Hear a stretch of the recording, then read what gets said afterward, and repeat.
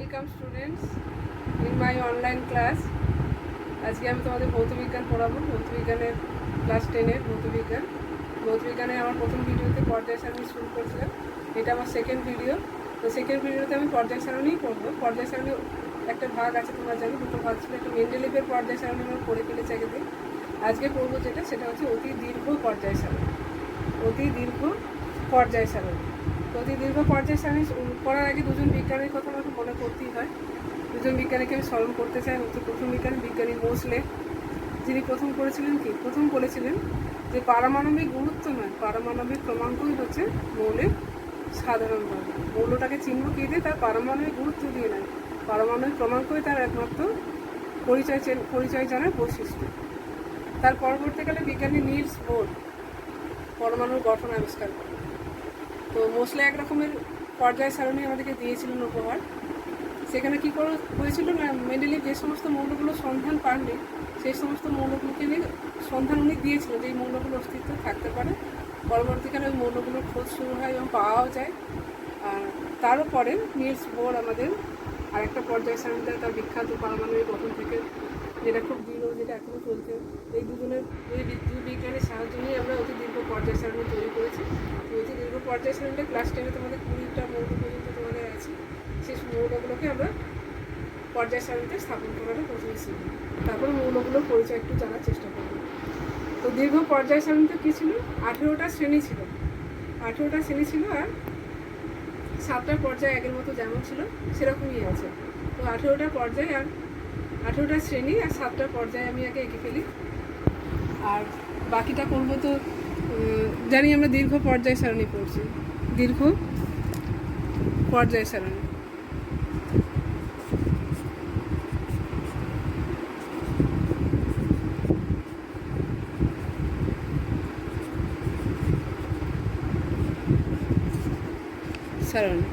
তো আমি এখানে 18টা পর্যায়ে আঁকবো। একে ভাগ করে নিয়ে আমি একটুখানি 18টা পর্যায়ে আঁকবো। খুব ছোটো ছোটো করে আঁকতে হবে আমাকে। 2, 3, 4, 5, 6, 7, 8, 9, 10, 11,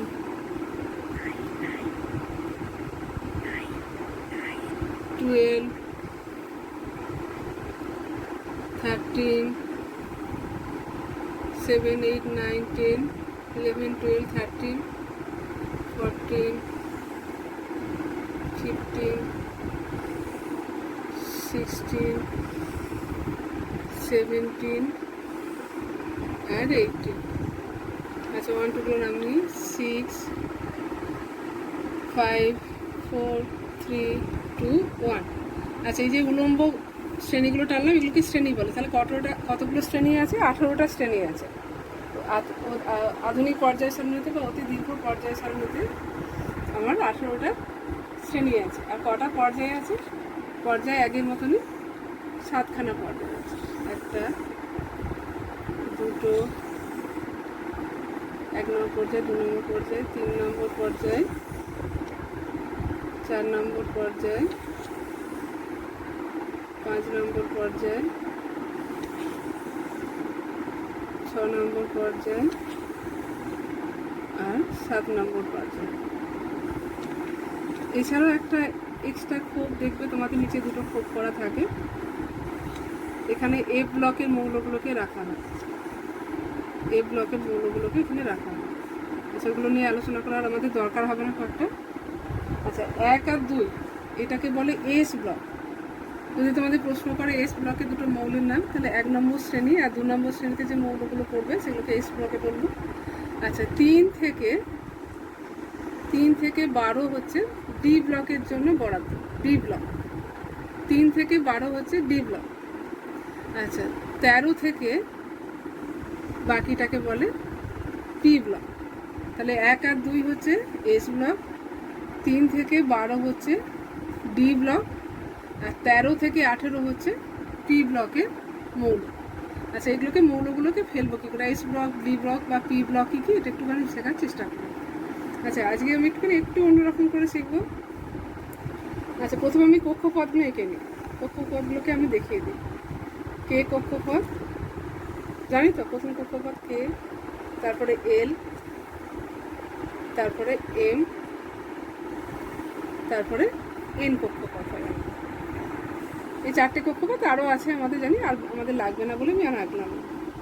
তো প্রথম হাইড্রোজেন আছে, প্রত্যেকটা কক্ষপথের আন্ডারে আবার উপকক্ষপথ থাকে, সেগুলো শেখার খুব একটা দরকার হয় না, তবে আমি জানিয়ে রাখছি, জেনে রাখো, শিখে রাখো, নাহলে এমনিতেও করতে পারবে তোমরা। আচ্ছা, এমনিও শিখিয়ে দেবো। কে কক্ষপথে একটাই উপকক্ষপথ থাকে, সেটা হচ্ছে এস, সেটাকে 1s বলে।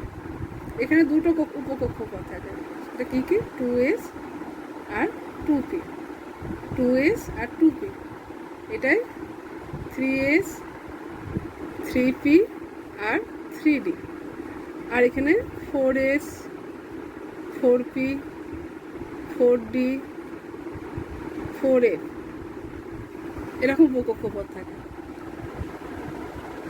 আচ্ছা, প্রথম মৌল আমাদের কী ছিল, হাইড্রোজেন। হাইড্রোজেনের একটাই ইলেকট্রন থাকে, সে কোথায় থাকতে পারে, কে কক্ষপথেই থাকতে পারে, অর্থাৎ 1s-তেই থাকবে। 1s-এর মাথায় আমি একটা ইলেকট্রন লিখে দিলাম। এগুলো হচ্ছে উপকক্ষপথ। এস কক্ষপথ, তাহলে হাইড্রোজেনের কক্ষপথ সংখ্যাও একটা, আর ওর বাইরের কক্ষে একটাই ইলেকট্রন রয়েছে, তাহলে ওকে আমি আগের দিনের মতো হাইড্রোজেনকে কোথায় রাখবো, 1 নম্বর পর্যায়ে আর 1 নম্বর শ্রেণীতে রেখে দেবো। ঠিক আছে, 1 নম্বর পর্যায়ে 1 নম্বর শ্রেণীতে রেখে দেবো। 2 নম্বর মৌল আমার হিলিয়াম। 2 নম্বর মৌল, ওর দুটো ইলেকট্রন থাকে, কে কক্ষপথেই থাকে, এটাকে 1s2 বলি আমরা। কে কক্ষপথে দুটো ইলেকট্রন সর্বাধিক থাকতে পারে, তাই হিলিয়ামের কী হবে, পর্যায় কত হবে, 1 নম্বর পর্যায়ে হবে, কেন ওর একটাই কক্ষপথ ওর জন্য বরাদ্দ, আর কে আছে, বাইরের কক্ষে দুটো ইলেকট্রন আছে বলে 2 নম্বর শ্রেণীতে হওয়ার কথা, কিন্তু এখানে কে কক্ষপথ পূর্ণ হয়ে গেছে, হিলিয়ামের কে কক্ষপথ পূর্ণ হয়ে গেছে, তাই জন্য কী হবে, এটা কী হবে, 0তম শ্রেণীতে থাকবে। কক্ষপথ পরিপূর্ণ হয়ে গেলে 0তম শ্রেণী, তাই ওকে 1 নম্বর পর্যায়ে 0তম শ্রেণী কেন হয় না, 18 নম্বর শ্রেণীটা ওদের জন্য বরাদ্দ থাকে, নিষ্ক্রিয় গ্যাসগুলোর জন্য আর নিষ্ক্রিয় মৌলগুলোর জন্য, তাই জন্য হিলিয়ামকে আমি কোথায় লিখে দিলাম, 18 নম্বর শ্রেণীতে লিখে দিলাম। ঠিক আছে, তারপরে মৌল 3 নম্বর মৌল কি বলো, লিথিয়াম। লিথিয়ামের হচ্ছে কে কক্ষপথে দুটো থাকে, তাই 1s2-তে দুটো থাকবে, আর বাকি একটা ইলেকট্রন কোথায় চলে যাবে, 2s1-এ চলে যাবে। ঠিক আছে, তাহলে দুটো কক্ষপথ বরাদ্দ হলো, তাহলে 2 নম্বর পর্যায়ে, তাই তো। আর বাইরের কক্ষে কটা ইলেকট্রন রইলো, সবচেয়ে বাইরের কক্ষ হচ্ছে এল কক্ষ, তাতে একটা ইলেকট্রন রইলো, তাহলে 2 নম্বর পর্যায়ে 1 নম্বর শ্রেণীতে কে রয়ে গেল, লিথিয়াম। আচ্ছা, তারপরে মৌল 4 কে আছে বলো, বেরিলিয়াম, বি। 4টে প্রোটন থাকে বা 4টে ইলেকট্রন থাকে, 4টে ইলেকট্রনে দুটো ইলেকট্রন কি থাকবে, কে কক্ষপথে, আর বাকি দুটো কোথায় চলে যাবে, এল কক্ষপথে। এল কক্ষপথে কোন কক্ষপথে, এস উপকক্ষপথে। এস উপকক্ষপথে আবার দুটোর বেশি থাকতে পারে না, তাই দুটো রয়েছে এখানে। ঠিক আছে, 1s2 আর 2s2, কে কক্ষপথে দুটো, এল কক্ষপথে দুটো, তাহলে কটা পর্যায়ে বরাদ্দ, দুটো পর্যায়ে। 2 নম্বর পর্যায়ে থাকবে দুটো কক্ষপথ বরাদ্দ হয়েছে, কে আর এল। আচ্ছা, বাইরের কক্ষে কটা ইলেকট্রন আছে, দুটো, তাই 2 নম্বর পর্যায়ে 2 নম্বর শ্রেণীতে কাকে রাখবো, বেরিলিয়ামকে। আচ্ছা, 5 নম্বর মৌল হচ্ছে বোরন। বোরন হচ্ছে কে কক্ষপথে দুটো, এল কক্ষপথে এসে লাগলো দুটো বেশি থাকতে পারবে না, বাকি কোথায় থাকবে, পি কক্ষপথে উপকক্ষপথে চলে যাবে, তাহলে 2 আর 2 4 হয়ে গেছে, আর একটা ইলেকট্রন কোথায় যাবে, পি উপকক্ষপথে চলে যাবে। তাহলে কটা কক্ষপথ রইল, দুটো কক্ষপথে রইল, কিন্তু বাইরের কক্ষে কটা ইলেকট্রন হয়ে গেল, 3টে ইলেকট্রন হয়ে গেল, তাহলে 3 নম্বর শ্রেণী হবে কি, 3 নম্বর শ্রেণী হবে না। দেখো, 3 নম্বর শ্রেণী কার জন্য বরাদ্দ হয়ে গেছে, ডি ব্লকের মৌলদের। ডি ব্লকের মৌলরা 3 নম্বর শ্রেণী থেকে 12 নম্বর শ্রেণী রিজার্ভ করে নিয়েছে, তাই এখানে কি ডি ব্লক নেই, কি আছে, পি ব্লক, তো পি ব্লকের মৌলকে রাখবো, তাই পি ব্লকের মৌলকে রাখার জন্য ডি ব্লকের মৌল ছেড়ে দিয়ে আমি 13 নম্বর মৌল 2 নম্বর পর্যায়ে আর 13 নম্বর শ্রেণীতে আমি বোরনকে রাখছি। কেন রাখলাম বলো তো, এরকম করো, বোঝা রাখলাম, আরেকবার বলি, 2 নম্বর পর্যায়ে বুঝতে অসুবিধা হয়নি, 13 নম্বর শ্রেণীতে রেখেছি। কিন্তু 3-এ রাখতে পারলাম না, তার কারণ হচ্ছে 3টা হচ্ছে ডি ব্লকের মৌলদের জন্য বরাদ্দ। ডি ব্লক অর্থাৎ যাদের বাইরের উপকক্ষপথ ডি থাকবে, উপকক্ষপথ শেষের দিকে ডি থাকবে, তাদের জন্য বরাদ্দ। এখানে তো ডি নেই, এখানে পি এতেই শেষ হয়ে যাচ্ছে, তাই তো? এস আর পি আছে, তাই পি ব্লকে রাখতে গেলে কি করব, আমাকে পি ব্লকে ওকে নিয়ে যেতে হবে, অর্থাৎ 13 নম্বর শ্রেণী মানে 10 + 3 করে দিতে হবে। আচ্ছা, এমনিতে যদি তোমরা এসপিগুলো বুঝতে না পারো তার আর একটা উপায় আছে, ডি ব্লকে সর্বোচ্চ 10টা থাকতে পারে। তাই 1 আর 2 নিয়ে কোনো সমস্যা হলো না, 1 আর 2 নিয়ে কোনো সমস্যা নেই। যখনই 3 আসবে 10-এর সঙ্গে 3 যোগ করবে, করে যত নম্বর শ্রেণী হবে তত নম্বর শ্রেণীতে মৌলটাকে স্থাপন করবে। তার পরেরটা করবে 6 কার্বন। কার্বনে কটা থাকবে, 2টো আর 4টে, তাই তো? প্রথম কক্ষপথে 2টো, তারপরে কক্ষপথে 2s2-তে 2টো আর 2p2-তে 2টো। তাহলে কটা কক্ষপথ বরাদ্দ, 1টা 2টো কক্ষপথ বরাদ্দ। তাই 2 নম্বর পর্যায়ে শ্রেণী কত হবে, শ্রেণী 2 আর 2 4 হবে, কেননা বাইরে কক্ষপথ এলেতে 4টি ইলেকট্রন আছে, তা করবো না, 10 যোগ করবো। 4-এর সঙ্গে 10 যোগ করলে কত হয়, 14 হয়। তাই 14 নম্বর শ্রেণীতে, 2 নম্বর পর্যায়ে 14 নম্বর শ্রেণীতে আমি কাকে রাখবো, আমাদের কার্বনকে। ঠিক আছে, তারপরে পরপর যেমন মৌলগুলো কার্বনের পর কী হয়, সাথে হয় নাইট্রোজেন, নাইট্রোজেন হবে পরেরটাতে, তারপর অক্সিজেন, তারপরে ফ্লোরিন হবে। এগুলো আমি আর করে দেখালাম না। নিয়নকে নিয়ে দেখি, নিয়নের কত যেন হয়, 10 নম্বর মৌল হচ্ছে, মাঝে আমি ফাঁক দিলাম কিছুটা, 10 নম্বর মৌল হচ্ছে নিয়ন। নিয়নের কী হবে, 1s2, 10 তো 1s2 2s2 2p, মানে 2টো 2 2 4, 4টে হয়ে গেল, 6টার মৌল, 6টা ইলেকট্রন কোথায় রইল, পিক উপকক্ষপথে রইল। তার মানে কি এসে 2টো ইলেকট্রন থাকতে পারে পরিপূর্ণ, পি এতে ম্যাক্সিমাম 6টা ইলেকট্রন থাকতে পারে, সেটাও পরিপূর্ণ।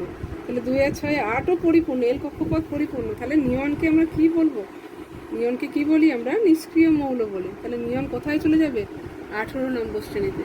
2 নম্বর পর্যায়ে তো বুঝতে পারছি 2টো কক্ষপথ আছে, তাই 2 নম্বর পর্যায়ে, কিন্তু শ্রেণীটা ওর জন্য বরাদ্দ মানে 18 নম্বর শ্রেণীটা কাদের জন্য বরাদ্দ, নিষ্ক্রিয় মৌলগুলোর জন্য বরাদ্দ বলে নিয়নকে আমি 18 নম্বর শ্রেণীতে রেখে দিলাম। তারপরে মৌল বলবো, তারপরে মৌল হচ্ছে 11 নম্বরে সোডিয়াম। সোডিয়ামে কি হবে, কি থাকে, প্রথম 2টো, তারপরে 8টা 10টা আর একটা পরে কক্ষপথে, অর্থাৎ 1s2 2s2 2p6, আর তারপরে কক্ষপথ কথায় এম কক্ষপথে 3s1, অর্থাৎ কটা কক্ষপথ বরাদ্দ, 1টা 2টো 3টে কক্ষপথ বরাদ্দ সময়। তাহলে 3 নম্বর পর্যায়ে হবে। আর শ্রেণী কত হবে, বাইরের কক্ষে কটা ইলেকট্রন আছে, 1টা আছে, তাহলে 3 নম্বর পর্যায়ে আর 1 নম্বর শ্রেণী, 3 নম্বর পর্যায়ে 1 নম্বর শ্রেণীতে আমি সোডিয়ামকে বসিয়ে দিলাম। তারপরে মৌল কি, 12 ম্যাগনেসিয়াম, mg 282, 282 মানে কি, 1s2 2s2 2p6 আর 3s2 হয়ে গেল। তাহলে কটা কক্ষপথ, 3টে কক্ষপথ, মানে 3 নম্বর পর্যায়ে। বাইরের কক্ষে কটা ইলেকট্রন আছে, 2টো, মানে 2 নম্বর শ্রেণীতে আমরা এখানে ম্যাগনেসিয়াম। তারপর হচ্ছে অ্যালুমিনিয়াম। অ্যালুমিনিয়ামে 13, আবার সেই সমস্যা আসবে, 13 মানে 2 8 3, 1s2 2s2 2p6 হয়ে গেল, 3s2 3p1, 3s2 3p1 হলো। তারপরে বাইরের কক্ষে কটা পর্যায়ে আগে বলি, 1 2 3 নম্বর পর্যায়ে। ঠিক আছে, কিন্তু শ্রেণী নিয়ে দেখো 3 নম্বর শ্রেণীতে থাকবে কি, অথচ পি ব্লকে আছে, ডি ব্লক নেই, তাহলে ডি ব্লকে থাকতে পারবে না। তাই এর সঙ্গে 3-এর সঙ্গে কত যোগ করবো, 10 যোগ করবো, তাহলে 13 হবে। ওকে কোথায় নিয়ে চলে যাবো, 3 নম্বর পর্যায়ে 13 নম্বর শ্রেণীতে অ্যালুমিনিয়ামকে নিয়ে চলে গেল। সেরকম করে 14 সিলিকন হবে, 15 ফসফরাস, 16 সালফার, 17 ক্লোরিন, আর্গন 18 এখানে আসবে। আর্গনটা করে দেখা একটুখানি, 18 আর্গন, এয়ার, এটাও নিষ্ক্রিয় মৌল হবে। দেখো 2 8 10 8, মানে কি এম কক্ষপথ, বাইরের কক্ষপথ, সেটা পরিপূর্ণ মানে এটা হচ্ছে নিষ্ক্রিয় মৌল হয়ে গেল। তাই জন্য কী করবো, ওকে নিষ্ক্রিয় মৌলের জায়গায় রেখে দিলাম। আচ্ছা, তারপর আরও 2টো মৌল রয়েছে, পটাশিয়াম 19, তো কী করবো, 2 + 8 + 8 + 1 করি, মানে কে কক্ষপথে 2টো, এল কক্ষপথে 1টা, এম কক্ষপথে 8টা আর এন কক্ষপথে 1টা হয়ে যায়। হ্যাঁ, তো সর্ববহিস্থ কক্ষে 1টা ইলেকট্রন থাকে, তাই এখানে কোনো সমস্যা নেই। চারটে পর্যায়, চারটে কক্ষপথ, চারটে পর্যায়, 4 নম্বর পর্যায়ে 1 নম্বর শ্রেণীতে কে রয়ে গেল? পটাশিয়াম। তারপর হচ্ছে 20 ক্যালসিয়াম। ক্যালসিয়াম হচ্ছে 2 + 8 + 8 + 2। এদেরকে নিয়ে কোনো সমস্যা নেই, কেন এদের শুধুমাত্র বাইরের পক্ষে এস ব্লক আছে। এস ব্লক কী করে বুঝবো? 1:2, এটা 2:2, 2p6, এটা 3:2, 3p6, আর এন কক্ষপথ হচ্ছে 4:2। 3d-টা আসে না, 3d-টা থেকে 4:2টা কম শক্তি সম্পন্ন বলে আগে চলে আসে, 3d-টা থাকে না। তাই এখানে কি থাকে? সবচেয়ে বহিস্থ কক্ষ এস ব্লকে থাকবে। বহিস্থ কক্ষ হচ্ছে এস উপকক্ষপথ, তাই এস ব্লকেই থাকবে। আর বাইরের কক্ষে 2 ইলেকট্রন মানে 2 নম্বর শ্রেণীতে থাকবে। আর 4 নম্বর পর্যায়ে এখানে ক্যালসিয়াম গেল। এই হলো তোমাদের 20টা পর্যন্ত মৌলের গঠন কাঠামো বা তাদেরকে পর্যায় সারণীতে কী করে স্থাপন করবো সেই নিয়ে আলোচনা। তোমাদের 20টা মৌলের মধ্যে থাকে পর্যায় সারণীতে কোন মৌলটাকে কোথায় রাখবো। দেখো আমাদের ডি ব্লক ফাঁকা আছে, ডি ব্লকে কোনো মৌল পাইনি, শুধু এস ব্লক পেয়েছি, পি ব্লক পেয়েছি, আর 18 নম্বর শ্রেণীর মৌলগুলোকে পেয়েছি। যদি বাকি ইন্টারেস্ট থাকে তোমরা করতে পারো, অসুবিধা কিছু নেই। এভাবে উপকক্ষপথ সাজিয়ে করতে হয়। এরপরে পর্যায় সারণীটার সম্বন্ধে আমরা একটুখানি আরও ডিটেলসে পড়ব। পর্যায় সারণী বিভিন্ন মৌলগুলো পড়লাম তো। আচ্ছা, পর্যায় সারণীটা এরপর আমি তোমাদেরকে দেখাবো। এটা হচ্ছে তোমাদের আধুনিক পর্যায় সারণী। এ দেখো এস ব্লক আছে, এস ব্লকের মৌল। তারপর দেখো ডি ব্লকটা আমরা পড়িনি, ডি ব্লকের মৌল কিন্তু আছে, আরও পরের দিকের মৌলগুলো ডি ব্লকে যাবে। তারপর হচ্ছে পি ব্লকের মৌলগুলো, তারপরে নিষ্ক্রিয় মৌলগুলো যেগুলো পড়লাম। তো প্রত্যেকটা নাম আছে। এস ব্লকের মৌলগুলোর প্রথম শ্রেণী, যেটা প্রথম শ্রেণীতে কে আছে? লিথিয়াম, হাইড্রোজেনটা ধরবো না, lithium, sodium, potassium, rubidium, caesium, francium, ঠিক আছে? এদেরকে বলে ক্ষারীয় মৌল। কেন ক্ষারীয় মৌল নাম হলো? এই মৌলগুলোর নাম হলো ক্ষারীয় মৌল।